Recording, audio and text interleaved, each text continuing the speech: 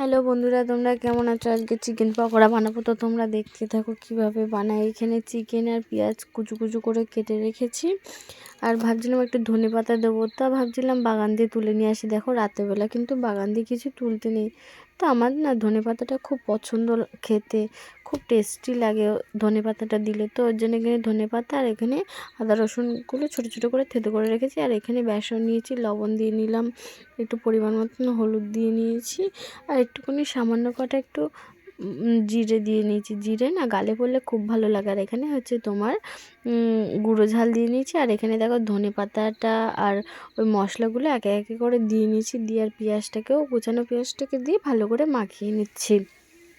তো বেসনটা তুমি ভালো মতন করে মাখালে খুব ভালো মতন করে ফুলবে ওটা।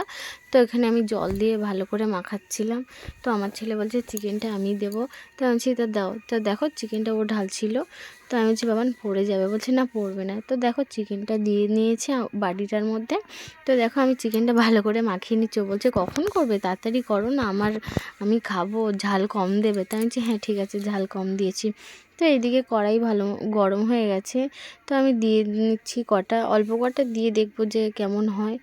তো এখানে দিয়ে নিচ্ছি আস্তে আস্তে করে, খুব ভয় লাগে তেল ছিটকায়। তো তো এখানে দেখো আমি ছোট ছোট পিস করেছিলাম, সেইগুলো দিয়ে নিচ্ছি, দিয়ে একটু উল্টে পাল্টে দেবো, বেশিক্ষণ রাখতে হয় না।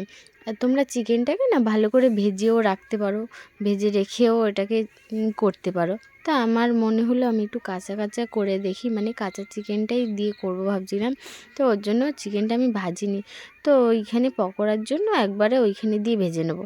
তো এইখানে দেখো ভালো করে লাল লাল করে ভেজে নিয়েছি। তো আমার ছেলে ক্যামেরা ধরেছিল, ধরলে এই দেখো এদিকে পুরো পকোড়া রেডি হয়ে গেছে।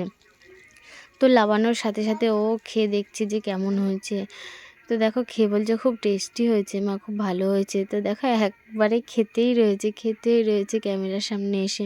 তো আমি এই যে অনেকটাই বানিয়েছিলাম, তো আমার ছেলে একা প্রায় অনেকটাই খেয়ে নিয়েছে। আমি বলছি বাবান পেটে ব্যথা করবে, তুমি খেও না। বলছে না আমার খুব ভালো লাগছে, দাও আমি খাবো।